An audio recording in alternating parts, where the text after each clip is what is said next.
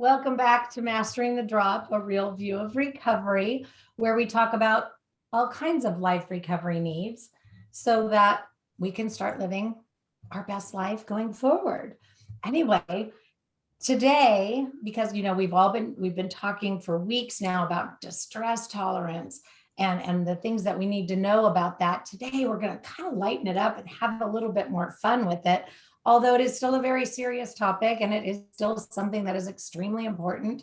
And so please be listening with the intention of taking away what speaks to you and what you can use in your life. And always, of course, feel like you can reach out. But today I have an amazing guest that I just am so excited that she's here.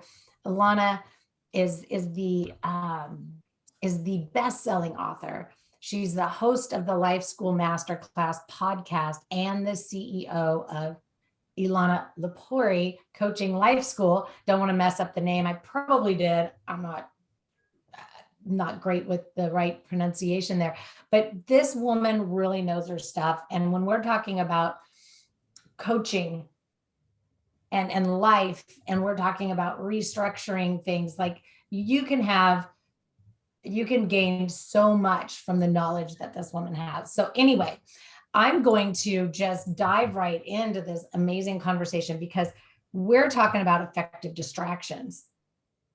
And I know guys, you're thinking, you tell us all the time to sit in and move through our uncomfortable. And sure, I want you to be cultivating the capability of being able to do that because it's important, because we got to sit through uncomfortable things in life. It's just reality. However, sometimes it's okay to say, I need to table this. Sometimes it's okay to say, I need to shelf this. Sometimes it's okay to say, I just don't have the wherewithal or the emotional stability right now to face this. It could cause me more harm than good if I try to, power through.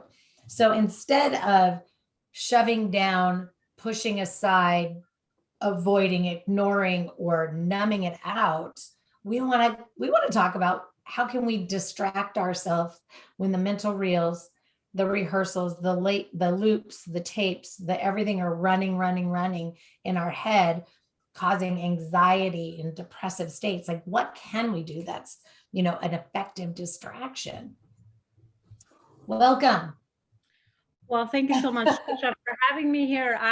As soon as I met you, I love your mission of, what you're sharing with your audience. And I am so excited to add my perspective and value add to the conversation as far as distractions are concerned. I could, remember my early journey of really self-discovery when I was, feeling a lot of anxiety, being an overachiever in my corporate career, and really working through a lot of those feelings, trying to figure out should I manage my negative thoughts, my negative patterns, and really my behaviors that I had really set up at that point in life, so that I could feel better and, be more of a contribution, all that good stuff. So I remember my early journey of really diving into the mindset and really figuring out how is it that I should have, managed my own emotions into some of the things that were leading me. For the longest time, I remember I had a lot of negative thoughts around scarcity and lack of money and a lot of feelings of lack in that area that I knew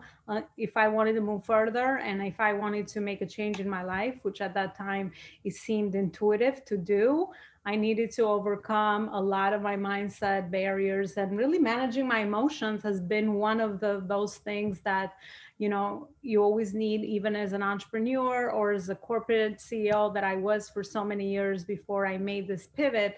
And I love that you teach all these life skills on your show. I'm all about, even my platform of Life School is really learning life skills and also business skills so that we can build that business that makes an impact and makes a mission and a contribution to the world. Because I feel like everything at the end of the day is a skill. And just like anything, if it's new, if it's, something that you are exposed to for the first time, it takes time to build it. But with enough persistence, patience, all these things that I've learned to personally grow in my own, life to day-to-day routine that I go through, really pay off in the long run, because life is made out of habits. We could pick up bad habits that are going to be repetitive and really get in the way with, what we're doing, and get into addiction and toxic behavior and all of that. Or we can start to, slowly tweak our habits. I believe in slow progression, because habit forming, and I know you're an expert in this field, and you know more about, how are our habits formed and all of that. Turn that into positive habits so that they're serving us, with whatever we want to do in our life, so we don't get the negative side effects of, what we chose to do. So yeah, I guess a long thank you for having me here. I am so excited because everything that just came, I love it when I get that validation that I invite the right people into the space. And so just everything that you shared with us was that validation for me. Not that I need the validation, not that I thought it was going to be anything different, but you are just such a gift and such a pleasure. And so, some of the things that I think, and if anybody has a pen and a paper, write these things down, because you want to sit and you want to observe yourself and your headspace around some of these things that are being brought up here. Fear of failure, which really causes failure to launch, because we have this perfectionism. We're never, it's never perfect. So we can't ever start, we can't ever jump. And I'm in a lot of networking groups. And so I know that there are a lot of people, that sit in our coaching space or entrepreneurial space, or just even, business professionals. Believe me, there's a lot of business professionals that are, just have this need to have this, everything be perfect, and have this fear of doing anything different, or to actually step outside of what I'm comfortable with, because the fear of change is a scary thing, right? Like, so that's a real thing. And really what we're saying to ourselves when we have the fear of change is, I'm afraid to learn something new. I'm afraid to experience something new, because what if I fail? What if it doesn't make the improvement that I hoping it will make? And what if, and what if, and what if, and we what if ourselves so much that now we're saying, I can't. And really what we're saying when we say, I can't achieve this, or I can't make this happen. And I hear it all the time. I can't get more than 30 days sober. Well, sure you can. You can. And I'm here to tell you, you can. But anyway, so when we start getting into that dialogue that sounds like I can't, it's really an I won't. Or I'm simply not willing to try. And I'm simply not willing to try something different. I'm simply not willing to trust in somebody that's already accomplished it. I'm simply not willing to add, edit, delete, change, shift, morph something so that it fits into my life, right? Which is what I teach, because how I did it still needs to be modified for the next person that comes in, because their life is different than my life. Mm-hmm. And so we have all of these things. So we get what? We get stressed. We get stressed out, and now we're telling ourselves we're stressed out. And the more we tell ourselves we're stressed out, the more we're stressed out and have no room for anything else. And so how do we, sit in and move through the uncomfortable when it is just so overwhelming? We can't even decipher, what the different things are, because it's usually we've attached this feeling to everything in our life now, instead of it just owning it in this one category. Now, so if we can say, no, this is good, that is good, this needs a little work, this needs a lot of work, and that one, you know what, I think I'm just not ready for that, I'm just going to put it on the back burner. All of these things, if we could start to think a little bit more into categories and learn how to, be more one mindful, to not be so broad brush. And I love that you brought up the habits. And I have to say, there's one last thing, because I'm a big proponent of, sharing with people why living without habits actually fixes everything. And I get it. It's just a play on words, but I like to create a lifestyle that allows me to have everything I want to in my life without it being so habitual, meaning the 6 a.m. spin class can happen at any given time of the day. And it doesn't have to be 6 a.m. And I don't have to be that rigid with it. And if it doesn't happen at any point in time that day, it's still okay, because, I allow myself the grace to be 80% perfect. And when I hit 90, I'm awesome. And so everything's based on, doing what I say I'm going to do, sometimes more, never less, but then being realistic with those goals and objectives, or aspirations, as I prefer to call them, that I set up in my life. Because if I tell myself I'm going to work out 6 days a week and I only work out 3, I'm going to be beating myself up. But if I tell myself, that my activities of daily living are going to include 3 days of physical fitness, and I get 4 or 5 or 6, I get to celebrate that. But life happens. So it's got to be lifelong, manageable, and maintainable. Otherwise, it's a habit that is filled with pressure. And what does it feel like when we don't have it? It feels uncomfortable. So anyway. Yeah. Trisha, let me take it away, because you said so many amazing things. I was just trying to pinpoint each one of these could be a different topic, right? So let's start with the habits, since that's what we spoke about. I so totally agree with finding a way that, aligning the right habits and the right things that you like to start introducing your life slowly.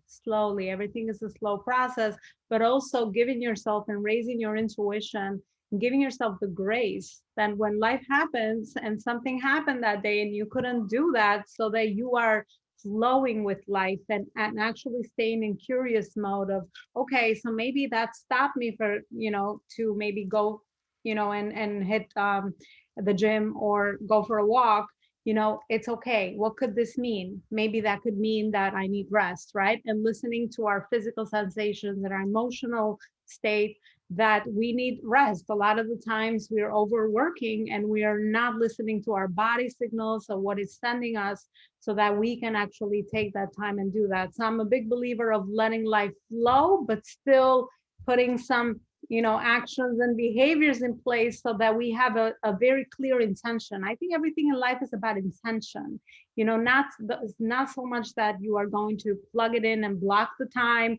Yes, there's certain things that you have to do that, maybe in the business world, which is why, that's something that comes more naturally to me. And I had to learn this whole other side of creativity and going with the flow and being intentional and not beating myself up, because it takes me really great to the point of where you were talking about. I feel like you're describing me with the perfectionism and the imposter syndrome and, the high achiever. And I had to do so much work on all of that, because I was praised as an early child for being an overachiever. So I always thought that I had to achieve. That was how I got my worth in life. And I always had to do things for other people, and it's a work in progress. It shows up in many levels, in many things, because I feel like as humans, we're always growing with whatever area you've chosen.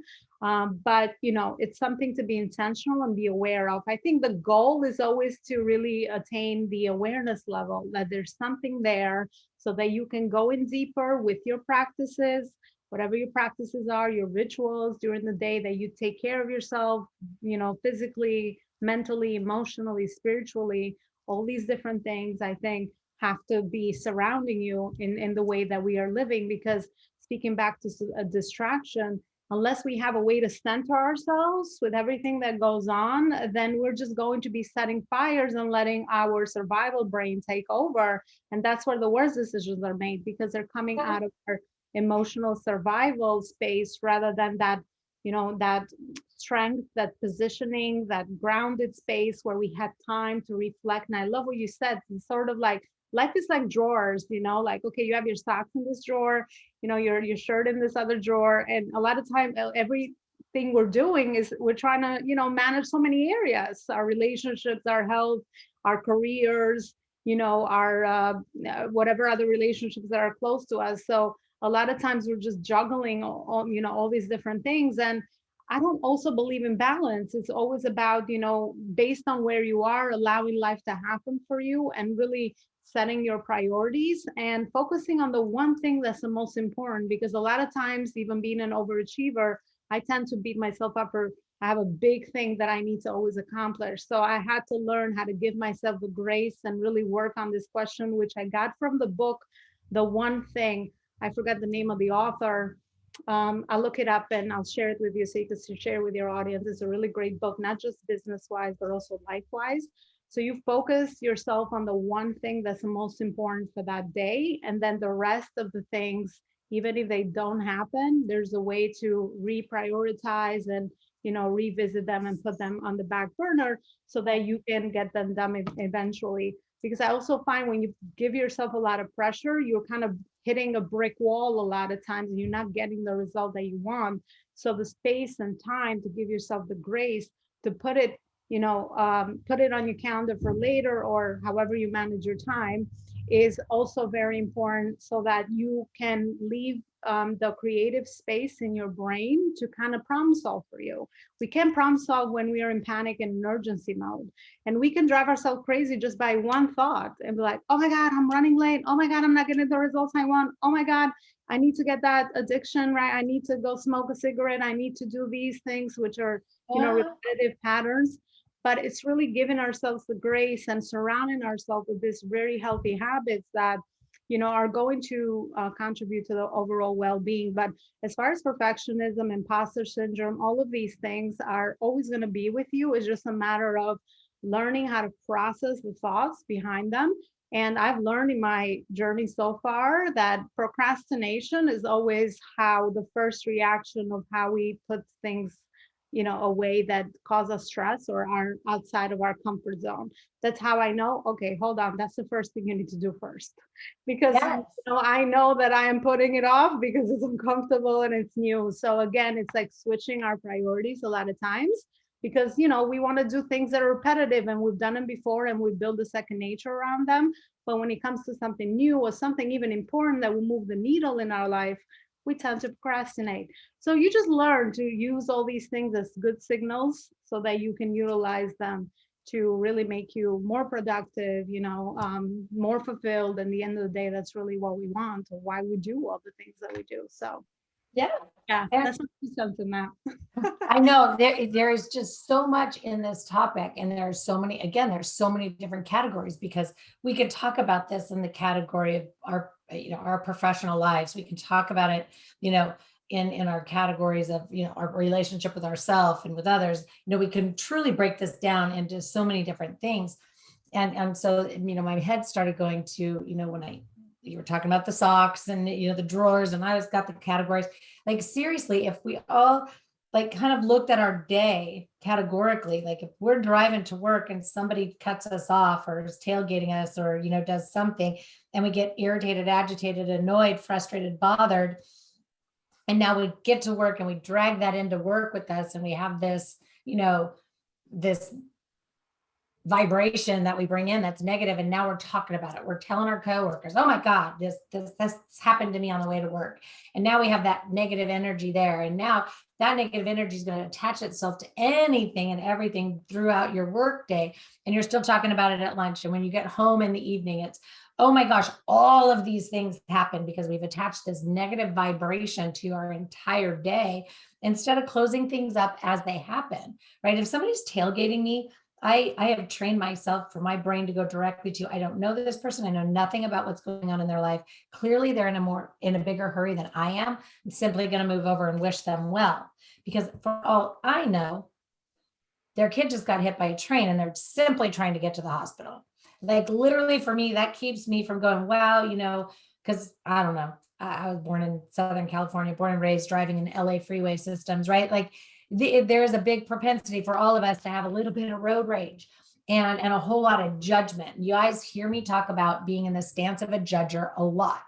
If you don't know the person, if you know nothing about their life, you do not have any right to stand and try to judge them. You are then assigning your perception, your perspective onto them, and you have no idea how right or wrong you could possibly be. So instead, get into the stance of a learner, or at least in a stance that is the path of least resistance, and just allow them to go live their life. Like, that's their life. It gets to look, feel, be however they want it to. just like our lives get to look, feel, and be however we want them to. We get to choose. So if you don't like feeling stressed out, you need to change your perception and your perspective around what stress is.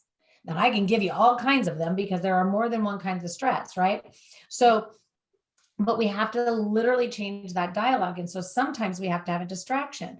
So, and really where I was going with this was, when we get home at night or getting ready, and I know that a lot of us are still working at home, but when we're wrapping up our workday and it's time for family time, this is the most important time for you to, because one, we have those habitual things we like to do because we've had a hard day, a hard, stressful day, and I deserve a bottle of wine and a big fat meal and a bunch of dessert. And I'm going to be irritated, agitated, annoyed, or frustrated, or have a short fuse with my spouse or my kids.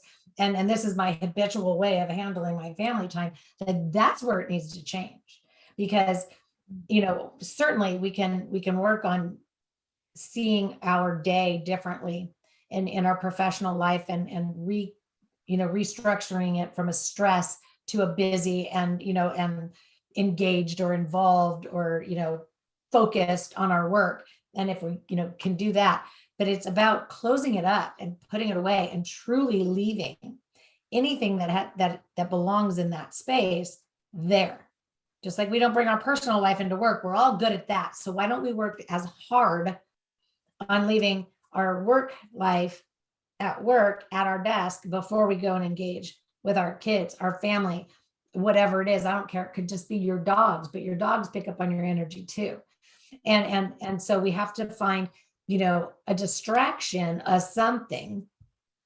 I mean, I use the Corn on Physical Feeling check-in before I, transition spaces all the time.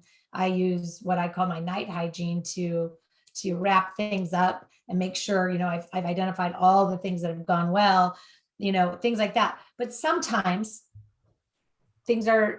we need a bigger distraction, right? So I'm not going to get off on a big tangent about how we can, incorporate tools throughout our day. If we need distractions in our life, there are, some very specific things that we can do. And sometimes that looks like, I'm super sad, I don't even want to get out of bed, whatever it is. So what do you do to distract yourself? Activities. Mm-hmm. There's distracting ourselves by contributing. This is not one of my favorite ones, but distractions by comparisons. Distracting with opposite emotions. We have distracting by pushing away, which I prefer not to push away. I prefer to shelf or table, but that's, for me, because I was the queen of shoving down, covering up, hiding, push it away. If it, I was never bringing it back. So we always want to be thinking about, can push it away for a little while, but we always have to face it at some point. We can distract ourselves with other thoughts and with other sensations. And so in those few line items that I said, there are literally hundreds of versions that you could come up with for yourself. You could jump in a freezing cold pool. You could take a hot shower. You could watch a funny movie. You could do a puzzle. You could draw a picture. So you just reminded me, and with changing your state, and I will speak about, what my experience is with what you said, as far as that really related with me back to, the way that we interact with other people. And I also live in a hustle bustle in New York, so I had to grow through a lot of the traffic jams, and oh my God, I'm trying to get somewhere. Everyone's always in a rush, right? So I think what you said was really important, that, we need to be mindful of our actions and how we actually show up, because that's the work we have to do interiorly. Because at the end of the day, we're given that emotion. We think that we're changing something by just like yelling at someone or being rude or whatever behavior we feel most inclined to do, to kind of just relieve ourselves with the emotion of the moment. But again, we don't know that what the other person is going through. So really, injecting yourself yourself with all these positive feelings, with empathy, and really, talking to yourself. I mean, speaking to yourself is very, very important. The language that you use, and kind of, always putting these great new positive feelings inside of you. And then eventually you kind of become so empathetic that you always empathize with, at that point, because if someone is acting out that way, obviously they're in pain, right? I mean, if you are happy and positive and, you kind of work, and that's a lot of work, because obviously this does not happen, overnight, or it's not something that's going to be perfect, right? I mean, you try to work on yourself, you try to stay positive, but you can have a bad day. Something might not be going the way you want it, right? And you are taking that out on someone else. But I think it's a process of constantly awareness again on how is it that you are, putting these, that's why I spoke about rituals, and you said that you have your own ritual at the end of the night, right? And whatever works for everyone, have a spiritual or a ritual where you are going and you are dumping out all these feelings and you're filling yourself up. Whatever you have to do, affirmations, whatever tools, I'm sure you have so many tools that you introduce to your audience as well and to your clients, that you are feeding yourself first, and then you sort of project that, right? So when you are feeling good and, you're feeling grateful and you're staying curious, even through life challenges, these are all things that you learn as you go. I would never have thought that I would have now speak about this topic, because I was like the opposite, before my personal journey. I would overreact. I would be so impatient. I would be so, driven with all the things I used to do. And sometimes not even realizing how my emotional reactions were actually impacting other people. So long story short, it's like a 360 transformation on the other side, which took years. And it still takes a lot of awareness and intention in this area. But at the end of the day, it's like, it becomes easy. It becomes second nature. Once you learn how to fill yourself up, you really project that. So you really, honestly, at this point, it's like there's all the judgment feelings. You just have love for people, unconditional love for people you don't even know, because that is what you learn to fill yourself up with. That's why we all talk about self-love and, how to fill yourself up, and figuring out what that looks like for you, so that you can go to someone else projecting that. And you are going to be projecting that role modeling with your kids, with your partner, with other people in your life as well. So it's kind of like, again, and I love that when I figured out that I had all the power, because I'm like, oh, I don't actually have to change the world, because I was going that way before. I'm like, well, if you could just change your behavior, I wouldn't be upset about, what I was upset. So of course I was blaming, because that was just the easier thing to do, until I realized, oh, all the powers are within me. No one can make me feel a certain way. You can be very mean to me. I can choose how to react to that and still stay positive and see through that and give you unconditional love. And I figured out that you actually get to influence people that way, in a positive way. So I said, oh my gosh, this is so powerful. So once you learn all of that, you kind of learn to, put it on the other end. But it's so freeing, because it's like, oh, all I have to do is control my own emotions and behaviors. And, everyone's around me. No one has to kind of inject their emotions on me. And that's not my responsibility, because for the longest time growing up, I felt responsible for, over other people's feelings that they would dump on me, but I didn't know how to, get away from it. So I would just overload myself. I'm also very strong-minded and all of that, but I'm also very sensitive and intuitive. So a lot of times, you're carrying on baggage, you're carrying on other people's emotions. So it's kind of, again, surrounding yourself with, positive people and all of that. I'm sure we all talk about that. It's very important. But back to distraction, I tend to fall personally back to childhood patterns of behavior that I've discovered so far, to mindless eating when I'm stressed and I want to change my state. If I'm doing something uncomfortable, I'll just go, my favorite is candy or chocolate. I had a good memory with that growing up, that it carried me through some stressful times. So of course, that's a behavior that I keep repeating today, which I have to be mindful of, because it's not like I'm hungry. It's just that I'm uncomfortable with something, and rather than push it down, I want to change my state. I want to feel good. I have the immediate pleasure. So I just go grab a chocolate. Yes, it's not drinking, thank God, or other things, but that is my mindless action. So I think it's like really understanding what are we doing and giving ourselves space and awareness to see, how are we reacting, so that at least we have a chance to be mindful. Are you always going to be successful? No, I still do it, right? But at least I have the awareness that that is my go-to when I feel not safe, uncomfortable, like I'm doing something that takes a lot of mental energy. I just want to go for a quick fix. So that is my quick fix. But I love that. But I love what you said, though, is now I know what it is and I know why it is.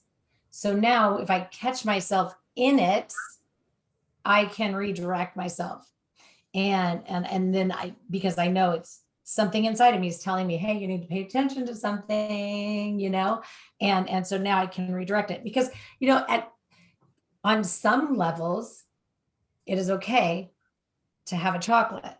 But if we're mindlessly, right, I always tell people, got to ask ourselves why before we pick it up. Doesn't matter if it's chocolate, some bright, shiny object at Target, or a bottle, or, a drink, or, whatever it is, whatever your go-to is, as you're reaching, like you want to catch and ask yourself, but why? Why? Because if we ask ourselves the question and get to the answer beforehand, now we can move through it, and we can then still maybe, not everybody, but we can still maybe then have that one piece of chocolate because it's not mindless anymore. And it's also not for an emotional purpose because we've already cleared up the emotional purpose for it. So as long as we can detach the emotional purpose, that is because that's an external locus of control. That's relying on something outside of us to bring us peace, joy, comfort, relief, value, validity, worthiness. So we want to, but so just identifying it is great. And that's amazing because we want to be mindful. I want my distractions to be on purpose.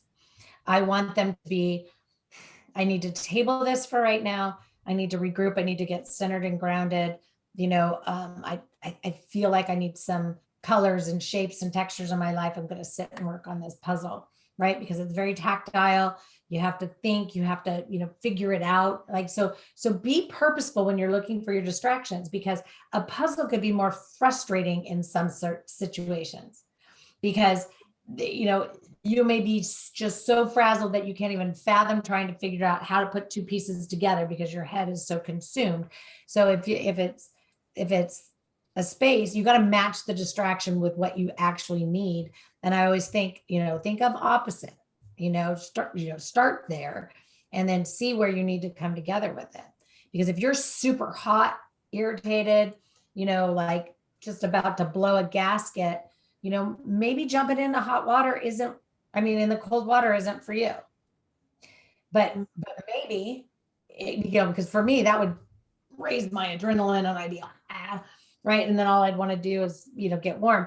I don't know if that would be effective for me, but it might be just what somebody needs. Like, throw a cup of cold water in your face.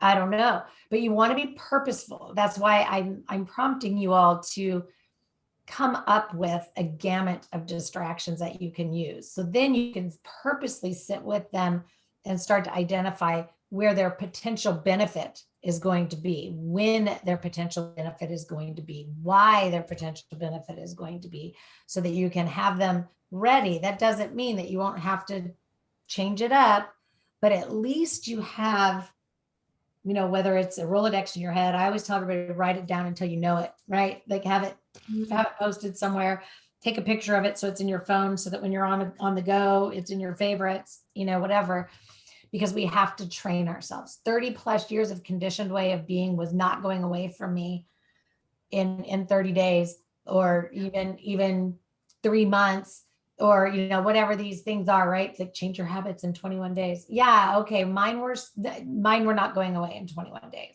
There was over 30 years of conditioned way of being, because my perfectionism started at the age of 4. So my journey in recreating myself, probably has been over 25 years long. And the last 9 is where the most life-changing things have been happening. And I'm super grateful for that. But that doesn't mean that, I don't have to still always be prepared to mix it up a little bit. Yeah. We want to ask ourselves, how can I lead by the example, right? We want to lead by the example of how we want to be treated. We want to lead by the example of how we want to be received. We want to lead by the example of how we want to experience living. We want to lead by the example of how we want to see ourselves experiencing living. Yeah.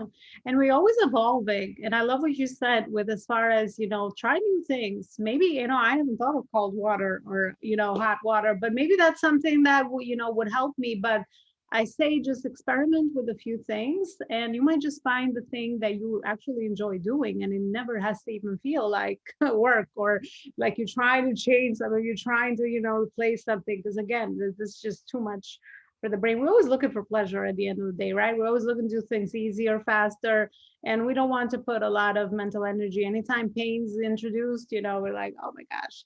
So, make it fun and enjoyable. I think that's how you make it a lifestyle. And I love what you said. It takes time. Even in business, with building business, I tell people it's not an overnight success. You have to go through the journey. You have to learn skills. You have to transform yourself. You will always evolve, but stay open to all of that, which is why I don't see business and personal life any different anyway. We're building a mission out of, the way that we want to make that impact. But it takes time, and be patient with the process and learn ways to enjoy the process. I think that's the other secret, where it doesn't feel like a chore. It's like, oh my gosh, I actually have to go work out. It's like, oh, I get to work out because I clear my mind, I give myself energy, all these different things. So like, make it sound so amazing, whether it's words or the small wins that you're getting in the process, so that you're training again, reprogramming, as you're saying, your brain to look for the pleasure out of that. And you just kind of forget about, oh my gosh, I actually have to like put on my shoes on a cold, New York day. And it was so cold yesterday, I had to go to the gym. And I'm like, I wanted to stay and cuddle in my bed, But again, it's more about, okay, I have to get up. I have to do so many things, it's how you're just, telling yourself. But it gets easier. I think once you find joy in the process, and you look forward to the pleasure part of it, you just kind of go with the flow, and you test a lot of things. I'm not always doing the same things I did, because I wasn't as mature, I guess. We grow, we mature, hopefully we're maturing. Right. Right. The more we learn about ourselves also, I think that's the other part. The more we learn about what feels good, what doesn't feel good, what we like, what we don't like, or the more we unprogram what society programmed us with that we should be looking for, and all of that, you come, you come to come, and then everything else is like, sort of falls into place, and you are just, discovering. I feel like I never want to lose my inner child. I always want to be discovering. I always want to be, learning, so that I'm always in that youth mode, brain wise, and also, physically, and all the other benefits that you receive when you're always, putting yourself out there and you are challenging yourself in new ways. So I think, make it a fun process. At least what I learned in my Love work. that. Yeah. Be more jovial, be more gracious, have more gratitude, be welcoming, right? Like, wow, I get to experience a lot of things in life. And I'm blessed that I have the health that allows me to even go out and be physically fit. Like, a lot of people just can't. And so when we look at, our life as a gift, it changes things. It changes it. Every day you wake up, you're grateful for the breath you take, that we take so granted in the morning. I mean, you don't even know that you're gonna have, your breath in the morning, but we just take it for granted. We're like, oh, we're just always looking at the other things. But it's like, hold on, you woke up. Say thank you. You woke up. There's no chalk line around your body. Yeah, you woke up. That's a big achievement. That's a big win right there. Start your day in a positive note, and then tackle the world like that. I think it's just finding joy in the small moments. So if we just look for them, they just get bigger. That's all you focus on, because you're training your eye and your brain to look for them too. So just surround yourself with beauty and happiness and curiosity. The older I get personally, the more I'm like, I don't have time for anything else. It's just like, I want to work on my mission. I want to make sure my work is contributing and meaningful, so I get fulfillment. And at the end of the day, that is always going to overshadow into my relationships and health, so I can live in abundance. I think at the end of the day, it's just, I have no time for any other thing that just drags me down, or, it's not something that aligns with me. That's why I just, keep at it and just keep growing and learning. And I guess that will be my final message, for the audience. It's just stay playful, have fun, stay curious and always learn and grow and evolve. And you will, the older you get, the more you understand, or the more life experience you have, the more you understand sort of what are the things that align with you, so that you can start aligning your action and your lifestyle and everything you're doing with your inner being. I think we have to go back home somehow again, inside of us.